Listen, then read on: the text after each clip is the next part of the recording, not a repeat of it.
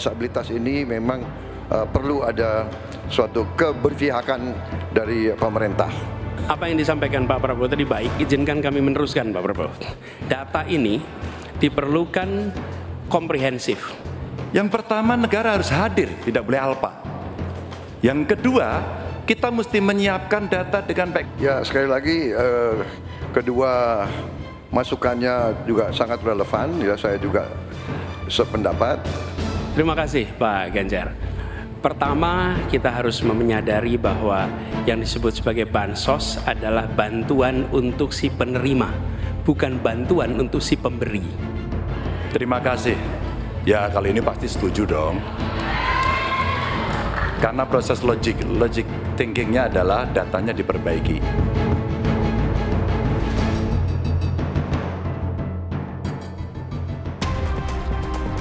Saudara, berbeda dengan 4 debat Pilpres sebelumnya. Debat kelima Capres Minggu malam dinilai landai tanpa saling serang. Benarkah ini bagian strategi para capres jelang pemungutan suara? Kita kupas bersama Ahmad Hoirul Umam, Direktur Eksekutif Indo Strategik. Sebelum kita ulas, kita akan simak pernyataan calon presiden nomor urut 3 Ganjar Pranowo yang menanyakan tentang solusi tata kelola bansos yang kerap bermasalah kepada calon presiden nomor urut 1 Anies Baswedan. Karena banyak klaim yang diberikan seolah-olah ini bantuan orang per orang atau kelompok. Padahal kita masih punya. Ada data yang tidak valid, ada cara penyampaian yang tidak benar, ada protes yang kemudian tidak terverifikasi atau terrespon dengan baik.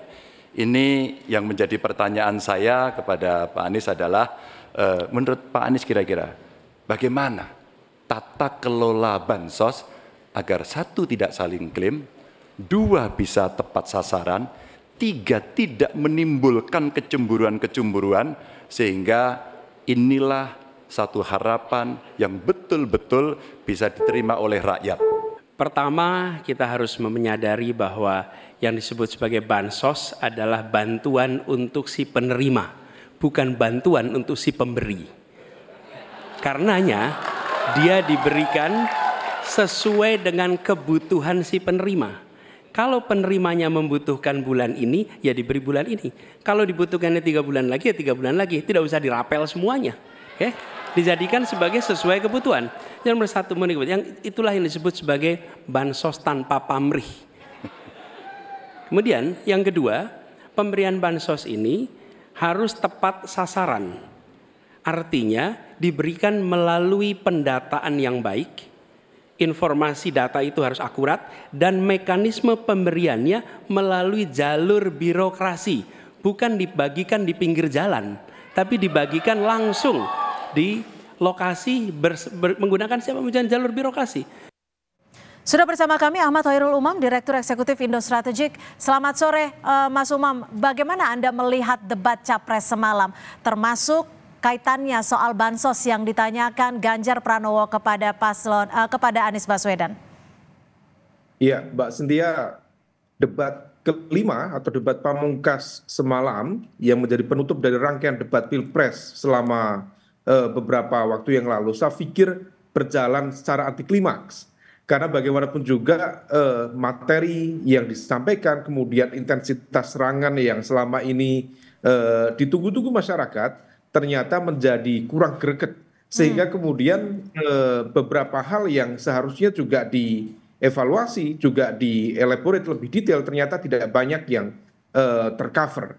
Nah, adapun kemudian meski sebenarnya masing-masing paslon mencoba untuk melakukan serangan, tetapi intensitasnya cukup rendah, termasuk terkait dengan isu bansos.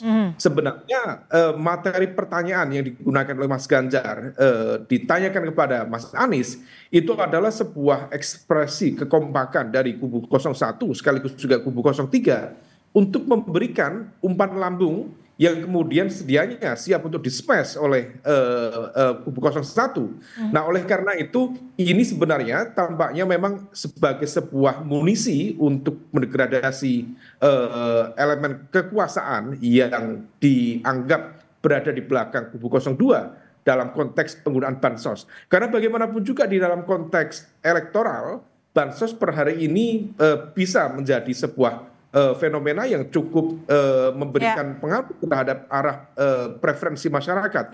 Karena angkanya cukup spektakuler. Misalnya BL yang dirapel dari bulan Januari, Februari, Maret, itu masing-masing penerima bisa mendapatkan 600.000. Tapi Mas Umam, kalau Anda menyebutnya ini adalah bagian dari ekspresi kekompakan, apakah ini bagian pula dari kritikan ataupun sindiran keras?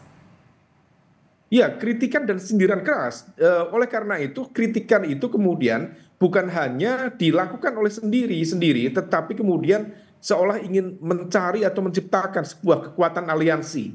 Nah, disinilah kemudian kubu 01 dan juga kubu 03 kembali untuk kesekian kalinya ya menunjukkan kekompakan di antara mereka. Mengapa hal itu terjadi? Karena bagaimanapun juga jika bansos dilakukan secara terstruktur, sistematis, masif, tentu ini dalam konteks koridor program negara. Tetapi kalau misalnya kemudian hal itu dijadikan sebagai sebuah instrumen politik praktis, maka impact-nya bisa cukup serius itu. Karena angkanya selain spektakuler, jangkauannya, spektrumnya juga sangat luar biasa. Misalnya, yang untuk bantuan pangan atau non-tunai, itu dengan beras 10 kilo, itu targetnya 22 juta keluarga. Kemudian yang untuk PKH atau program keluarga harapan, itu menjangkau anak usia sekolah, lansia, kemudian disabilitas, kemudian bantuan bencana dan lain sebagainya. Artinya ini berpotensi kemudian berkelindan menjadi sebuah instrumen kekuasaan yang memang bisa dinikmati oleh kekuatan tertentu untuk proses pemenangan ke depan. Selain bansos yang menjadi sorotan juga saat Ganjar Pranowo mempertanyakan soal komentar Prabowo di sebuah acara yang mengkritik orang yang menginginkan internet gratis berarti otaknya lambat. Kita simak. Pak Prabowo, saya punya program internet gratis untuk sekolahan, untuk UMKM. Tapi ada yang menarik Pak, di Pontianak pada tanggal 20 Januari Bapak menyampaikan bahwa orang yang menginginkan internet gratis itu, maaf ini Pak, otaknya lambat. Padahal biasanya mereka otaknya cemerlang gitu. Di sisi lain ketika Bapak menyampaikan itu, cawapres Bapak bicara IoT, hilirisasi digital, dan banyak program yang sebenarnya berbau digital. Padahal Pak dengan internet gratis dan coveragenya bagus ini bisa mengatasi kesenjangan. Pertanyaan saya kepada Pak Prabowo, setuju tidak Bapak untuk memperbaiki ketimpangan digital ini dan bagaimana caranya? Mungkin tidak lengkap yang Bapak dengar ucapan saya. Yang saya katakan adalah yang mana yang lebih penting, internet gratis atau makan gratis untuk orang yang sedang susah, untuk orang miskin, untuk orang kalangan bawah. Itu yang saya maksud. Mas Umam, melihat momen ini bagaimana Anda melihatnya? Karena Prabowo juga akhirnya melihat bahwa jika dibandingkan dengan makan siang gratis. Ya, memang ini adalah sebuah pertarungan gagasan untuk menentukan mana sebenarnya yang bisa menjadi prioritas utama dalam pelaksanaan kebijakan publik. Apakah kemudian kebutuhan dasar ataukah kemudian kebutuhan yang dianggap sekunder tetapi memiliki sebuah impact secara luas, baik secara sosial ekonomi dan lain sebagainya. Nah, di level ini sebenarnya tentu ini adalah sebuah dinamika, meskipun intensitasnya jauh lebih kecil dibanding debat-debat sebelumnya.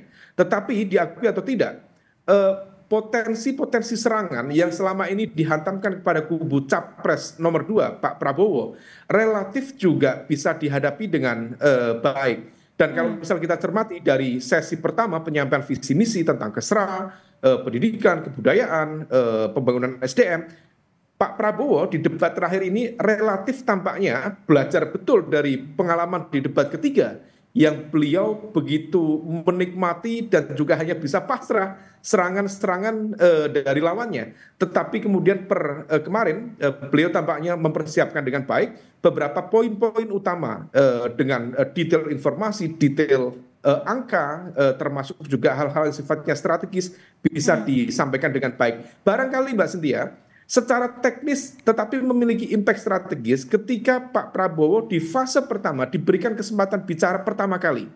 Sehingga kemudian beliau cukup bisa menyampaikan, mendeliver poin-poin penting secara sistematis dengan timeline yang cukup ketat dan on time. Tetapi sangat berbeda ketika sebelumnya diberikan lawan Pak Prabowo lebih dulu dan langsung menghantam Pak Prabowo, langsung kemudian yang kena adalah egonya Pak Prabowo dan terbukti merontokkan anger management Pak Prabowo. Nah, semalam Pak Prabowo tampaknya diuntungkan oleh kesempatan dia mendapatkan peluang pertama, kesempatan pertama menyampaikan visi misi.